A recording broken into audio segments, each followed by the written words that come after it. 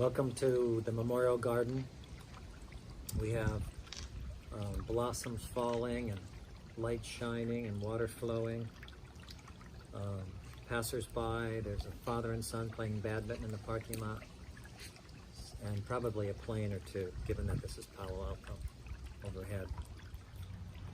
We have great readings for this Sunday with images of light and water, elements of revival. Psalm 23, beloved images I prayed with people near death. He revived my soul, my cup runneth over.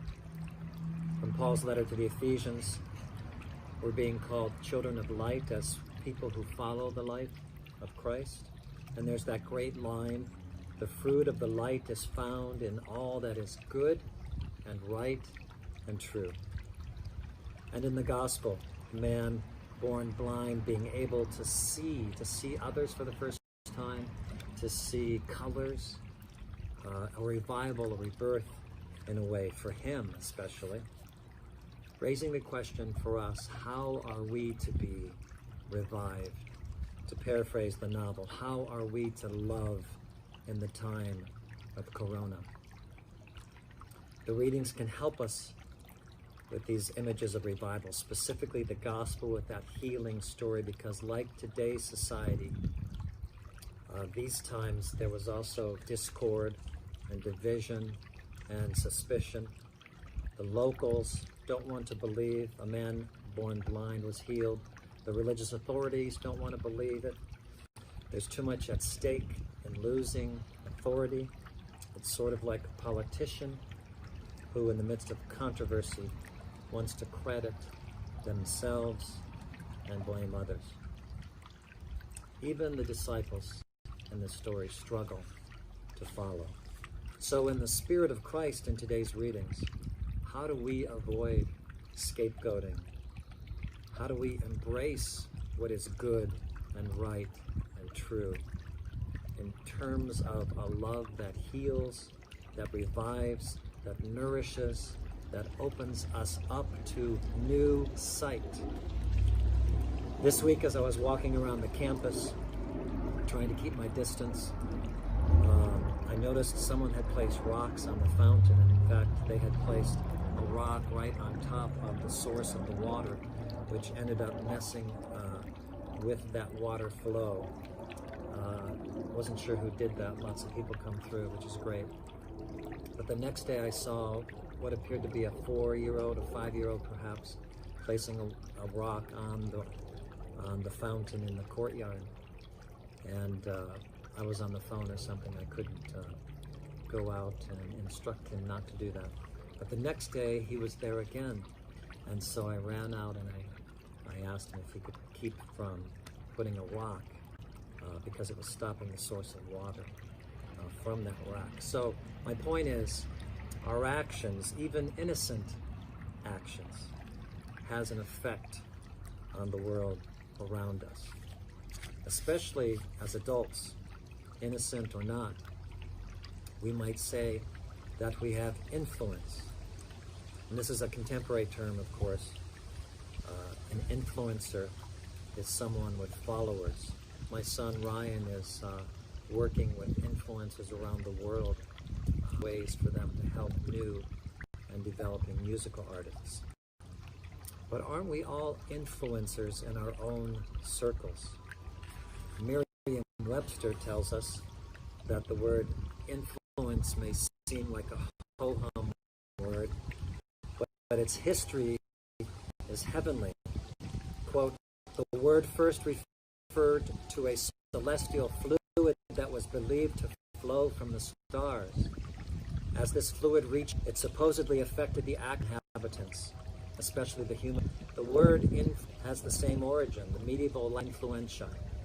It was for a time believed that epidemics were caused by unusual conjunctions of the planets. So here we have shades of the pandemic.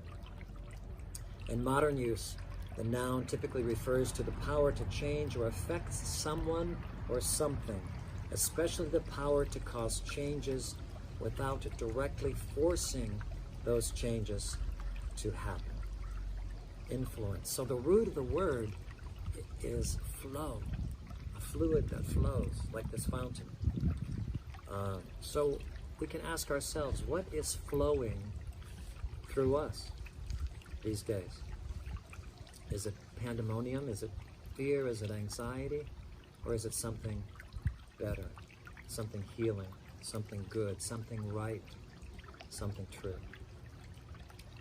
It is, as in Psalm 23, a cup overflowing with goodness and mercy all the days of our lives. Could it be that?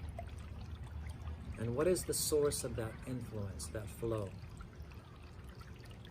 And how can we be influencers in a world of fear and anxiety, which leads to divisiveness and judgment and bigotry and blaming the other?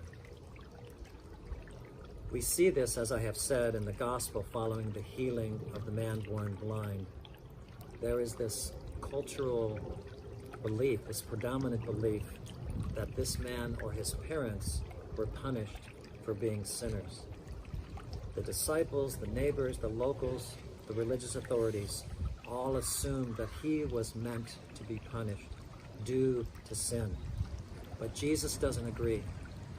He is the only one in the story to truly see that this man is a human being, that he is enough, that he warrants health and wholeness. His disability does not mark him as less. He is completely lovable, blind or not, sinner or not. And isn't it everyone else in the story who is unable to see that? And so Jesus uses mud to wash away the soil of judgment, of blame, of limited spiritual sight on the part of society, of those who have power and influence. And what happens? The man sees. He says, all I know is I was blind, and now I see.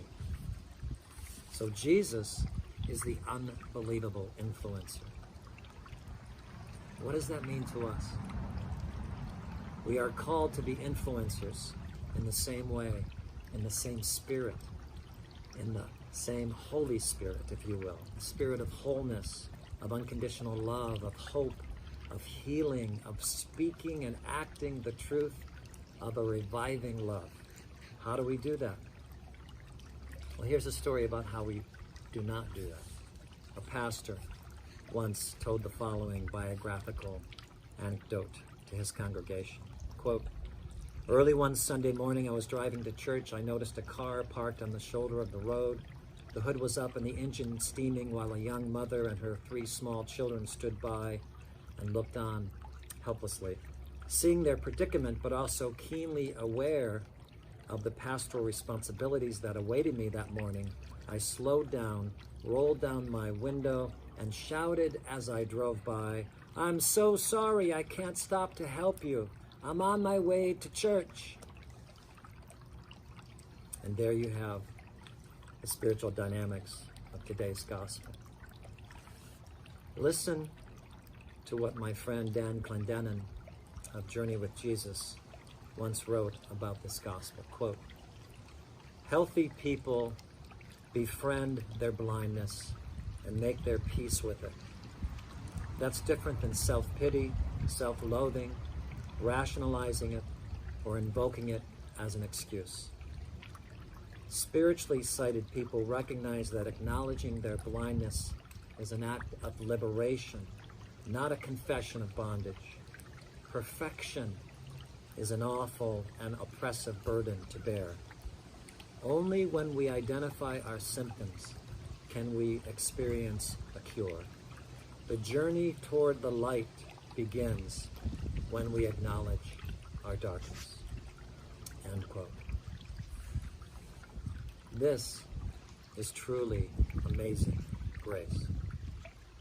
Once we're blind, and then we see. We see with heart. We see with love. We see with gratitude. We see with hope. That song, Amazing Grace, is about a personal revival. John Newton, the slave trader having his own eye-opening moment and becoming an abolitionist. So friends, let us be influencers.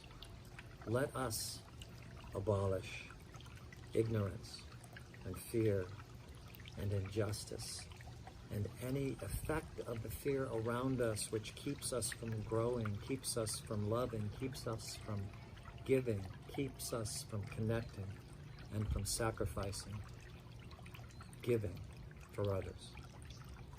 Divine love changes everything. Shame, fear, guilt, pride is all washed away. In all the world, all the mud is washed away. And a new, clear, refreshing light pours in upon us and flows through us, changing us and transforming all around. Indeed, it is amazing. In the name of Christ.